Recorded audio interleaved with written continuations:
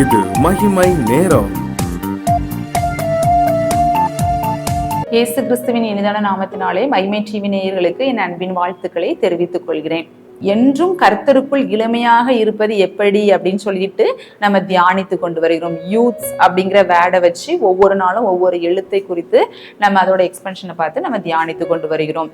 First நாள் wife R yards, நம்ம படகாக இருக்கும் பொழுது ஆண்டவர் கேப்டனாக நமக்குள்ள வர வேண்டும், அவரை சொந்த இரட்சகராக ஏற்றுக்கொள்ள வேண்டும் என்று தியானித்தோம்.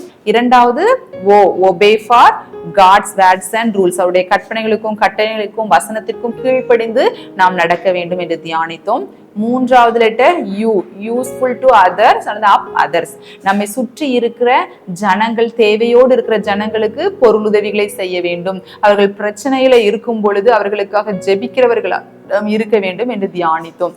நான்காவது லெட்டர் டி ஃபார் தேஸ்ட், நம்ம ஆண்டவருடைய வசனத்தின் மேல, வேதாகத்தின் மேல தாகம் உள்ளவர்களாக நாம் இருக்க வேண்டும் என்று தியானித்தோம். அடுத்து அஞ்சாவது லெட்டர் ஹெச் ஃபார் ஹானஸ்ட், கர்த்தருக்குள் அவரிடத்தில் நாம் நேர்மையாக இருக்க வேண்டும் அப்படின்னு சொல்லிட்டு பாவ கரைகளுக்கு இடம் கொடாதபடிக்கு பரிசுத்தமாய் நம்ம வாழ வேண்டும் என்று தியானித்தோம். கடைசி லாஸ்ட் லெட்டர் என்ன?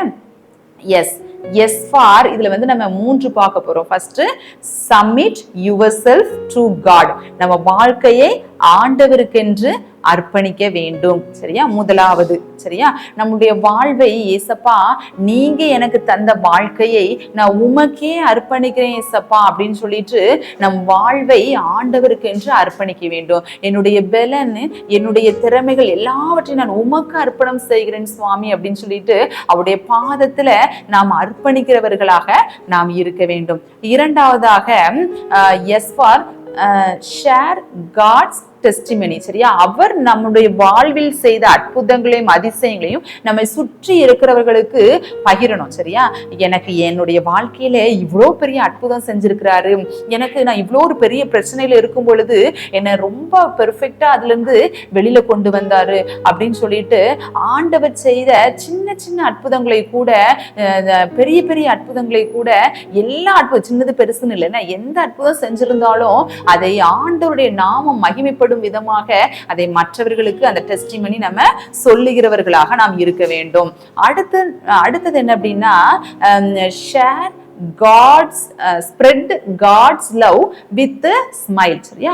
ஆண்டவருடைய அன்பை நம்ம ஒரு புன்முறுவலோடு அநேகருக்கு எடுத்து சொல்லுகிறவர்களாக நம்ம இருக்க வேண்டும். நம்மளுடைய வாழ்க்கையை அவருக்கென்று அர்ப்பணித்த நாம், அவருடைய சாட்சியை நாம் சொல்லிக் கொண்டு வருகிற நாம், அவருடைய அன்பை நாம் ருசித்த அவருடைய அன்பை மற்றவர்களுக்கு மகிழ்ச்சியோடு சொல்லுகிறவர்களாக இருக்க வேண்டும். ஒருத்தர்கிட்ட போய் கர்த்தர் உங்களை நேசிக்கிறாரு அப்படின்னு சொல்லிட்டு நீங்க சோகமா சொன்னீங்கன்னா அது எந்த அளவுக்கு ரீச் ஆகும்னு சொல்லிட்டு எனக்கு தெரியல. சரியா? நம்ம எப்பொழுதும் கர்த்தருக்குள் சந்தோஷமாக இருக்க வேண்டும். நெகேமியா 8வது அதிகாரம் 10வது வசனத்துல சொல்லப்பட்டிருக்கு, கர்த்தருக்குள் மகிழ்ச்சியா இருப்பதே உங்களுடைய பலன் என்றார். நம்மளுடைய பலனே என்னதுதான்?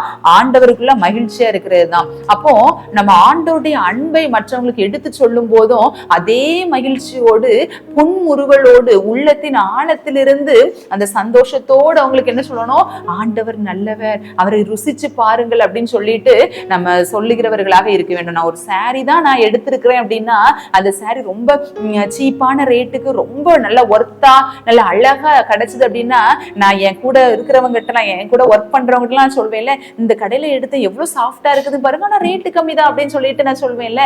அது மாதிரி ஆண்டவருடைய அன்பை ருசி பார்த்தன்னா அவருடைய அன்பை அறியாதவர்களுக்கு எடுத்து சொல்லுகிறவர்களாக நாம் இருக்க வேண்டும். நண்பர்களுக்கு நம்முடைய சிரிப்பு சந்தோஷத்தை கொடுக்கிறதாக இருக்குமா? எதிரிகளுக்கு நம்மளுடைய சிரிப்பு பயத்தை கொடுக்கும். சரியா? நம்முடைய எதிரி யாரு? நம்முடைய எதிரி பக்கத்து வீட்டு அக்காவா, இல்லைன்னா எத்த வீட்டு அக்காவா, இல்லைன்னா என் கூட ஒர்க் பண்ற ஸ்டாஃபா? இல்ல, நம்மளுடைய எதிரி, உங்களுடைய எதிரியும் சரி, என்னுடைய எதிரியும் சரி, நம்ம எல்லாருடைய எதிரியும் யாருதான்? ஒருத்தன் தான் அந்த சாத்தான். சரியா? அந்த பழைய பாம்பாகிய வலு சர்ப்பம், அந்த கீழே விழ தள்ளப்பட்ட அந்த தூதன், அவன் தான் நம்மளுடைய எதிரி. நம்ம எல்லாருக்கும் ஒரே எதிரி தான் அந்த சாத்தான். நம்ம பயந்து போய் ரொம்ப சோகத்துல இருந்தோம்னா அது அந்த எதிரி, நம்மளுடைய எதிரிக்கு அது சந்தோஷம். ஆனா நம்ம சிரித்து கொண்டு மகிழ்ச்சியாய் நம்ம வாழ்ந்தோம் அப்படின்னா அவனுக்கு அது பயத்தை உண்டு பண்ணுகிறதா இருக்கும். அதனால நம்ம என்ன பண்ணணும், ரொம்ப ஹாப்பியா ஆண்டவருடைய அன்பை நம்ம ஸ்ப்ரெட் பண்ணணும்னு சரியா எல்லாருக்கும் அறிவிக்கிறவர்களாக நம்ம இருக்க வேண்டும். நம்ம திருச்சபைகள் எல்லாம் சுவிசேஷ ஊழியம் அப்படின்னு சொல்லிட்டு எல்லாருடைய சர்ச்சிலையும் போவாங்க. சரியா? ஆக்சுவலா இந்த செப்டம்பர் மாதத்தையே சுவிசேஷ ஊழியம் அந்த செப்டம்பர் மாதத்துல தான் நடைபெறும். அப்போ உங்க சர்ச்சில் சுவிசேஷ ஊழியம் நடைபெறும் பொழுது நீங்க உற்சாகமாக செல்லுங்கள். அங்க அநேக மக்களுக்கு ஆண்டவருடைய அன்பை, ஆண்டவர் இயேசு ஒரு ஆண்டவர் எல்லாருக்கும் தெரியும், பட் அவர் இவ்வளவு நல்லவரா அப்படின்னு சொல்லிட்டு நிறைய பேருக்கு தெரியறது இல்ல. அவருடைய அன்பை நீங்க எடுத்து சொல்லுகிறவர்களாக இருங்க. உங்க ஊர்ல ஒரு கடை வந்திருந்ததுன்னா அந்த ஊர்ல ஒரு கடை வந்திருக்குன்னு எல்லாருக்கும் தெரியும், பட் அந்த கடையில என்னென்ன ஸ்வீட்ஸ் இருக்கு, அது எவ்வளவு டேஸ்டா இருக்கும் அப்படின்னு சொல்லிட்டு அதை ருசிச்சு பார்த்தவங்க சொன்னாதான் தெரியும். அது மாதிரி ஆண்டவர் இயேசு கிறிஸ்து அவர் ஒரு கடவுள், அவர் மனிதராக வந்தாரு, சிலுவையில் அறையப்பட்டாருங்கிறதுலாம் நிறைய பேருக்கு தெரியும், பட் அவருடைய அன்பை யாரும் ருசி பார்த்ததில்ல.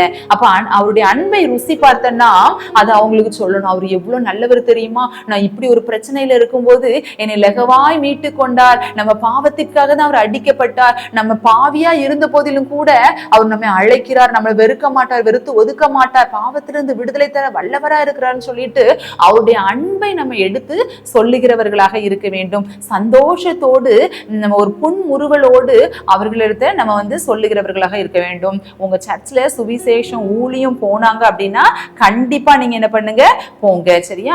ஆண்டவரிடத்துல நீங்க சொல்லுங்க, ஏசப்பா நான் என் வாழ்க்கைய உங்களிடத்துல நான் அர்ப்பணிக்கிறேன், என்னையே உங்களிடத்துல தருகிறேன் ஏசப்பா அப்படின்னு சொல்லிட்டு சொல்லுங்க. இப்போ உங்க வாயை திறந்து நீங்க சொல்லுங்க, ஏசப்பா என் வாழ்க்கைய நான் இதுவரைக்கும் நான் எப்படி வாழ்ந்திருந்தாலும் ஓகே, என் எஞ்சியுள்ள நாட்கள்ல உமக்காக வாழ்வேன் ஏசப்பா, என் வாழ்க்கையை உங்களிடத்துல அர்ப்பணிக்கிறேன் ஏசப்பா அப்படின்னு சொல்லிட்டு சொல்லுங்க.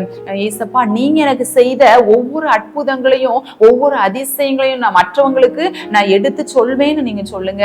உங்க அன்பை நான் அனைவருக்கும் சொல்லுவேன் ஏசப்பா, உங்க அன்பை நான் ருசி பார்த்திருக்கிறேன், நான் ருசி பார்த்த நீங்க எவ்வளவு நல்லவங்கன்னு சொல்லிட்டு நான் ருசி பார்த்த அந்த அன்பை மற்றவங்களுக்கு நான் எடுத்து சொல்வேன் ஏசப்பா. உங்களை குறித்து நான் மற்ற உண்மை பற்றி அறியாதவங்களுக்கு நான் அறிவிப்பேன்னு நீங்க சொல்லுங்க. நீங்க சொல்லும் பொழுது நீங்க இந்த ஸ்டெப்ஸ் எல்லாம் நீங்க ஃபாலோ பண்ணும் பொழுது ஆண்டவரை சொந்த இரட்சகராக ஏற்றுக்கொண்டு அவருடைய கட்டளைகளையும் கற்பனைகளையும் கீழ்ப்படிந்து நடந்து மற்றவர்களுக்காக ஜெபம் செய்து ஆண்டவருடைய வசனத்தின் மேல் தாகமாக இருந்து அவரிடத்தில் நம்ம நேர்மையாக வாழ்ந்து நம்ம வாழ்க்கையை அவரிடத்தில் நம்ம அர்ப்பணிக்கும் பொழுது நம்ம அவருக்குள் என்றுமே எப்படி இருக்கலாம், இளமையாகவே நம்ம இருக்கலாம். இப்போ நீங்க அர்ப்பணிக்கிறீங்களா? ஏசப்பா என் வாழ்க்கை முழுவதையும் உடைய கரத்திலே நான் அர்ப்பணிக்கிறேன் ஏசப்பா, நீங்க எனக்கு செய்த ஒவ்வொரு அற்புதங்களை நான் எல்லாருடன் பகிர்ந்து கொள்வேன் சுவாமி, நீங்க உங்களுடைய அன்பை நான் எல்லாருக்கும் எடுத்து சொல்வேன் அப்படின்னு சொல்லிட்டு நம்ம சொல்லுவோமா? கண்களை மூடுவோம். ஏசப்பா இம்மட்டும் நீங்க வழிநடத்தி வந்திருக்கிறீங்க, நன்றி தகப்பனே. உமக்குள் நாங்க எல்லாருமே இளமையாக என்றும் இருக்க வேண்டும் சுவாமி. நிகழ்ச்சியை பார்த்து கொண்டிருக்கிற ஒவ்வொரு பிள்ளைகளை நீங்க தொடுங்க சுவாமி. இந்த வாழ்க்கையை எஞ்சியுள்ள நாட்களை உங்களுடைய கரங்களிலே அர்ப்பணிக்கிறேன்னு சொல்லி உண்மை நோக்கி பார்க்கிற ஒவ்வொரு பிள்ளைகளையும் நீங்க தொடுங்க சுவாமி. அவர்களுக்கு பலனை கொடுங்க தகப்பனே. அப்பா நீங்க அவர்கள் வாழ்க்கையில் செய்த அற்புதங்களை ஒவ்வொருவருக்கும் சொல்வதற்கு ஒவ்வொருவரும் பகிர்ந்து கொள்வதற்கு நீங்க உதவி செய்யுங்க தகப்பனே. உங்களுடைய அன்பை நாங்கள் மற்றவர்களுக்கு எடுத்து சொல்வதற்கு எங்களை பலப்படுத்துங்க தகப்பனே. உங்களுடைய ராஜ்யம் கட்டப்படுவதற்கு எங்களை பலப்படுத்துகிறபடியால் உமக்கு நன்றி ஏசப்பா. அப்பா உமக்குள் நாங்கள் என்றும் இளமையாக இருக்க எங்களுக்கு உதவி செய்யுங்க, வழி நடத்துங்க. ஆமேன். இயேசுவின் ஜெபிக்கிறோம் ஜீவனும் பரிசுத்தமுள்ள நல்ல பிதாவே. ஆமேன்.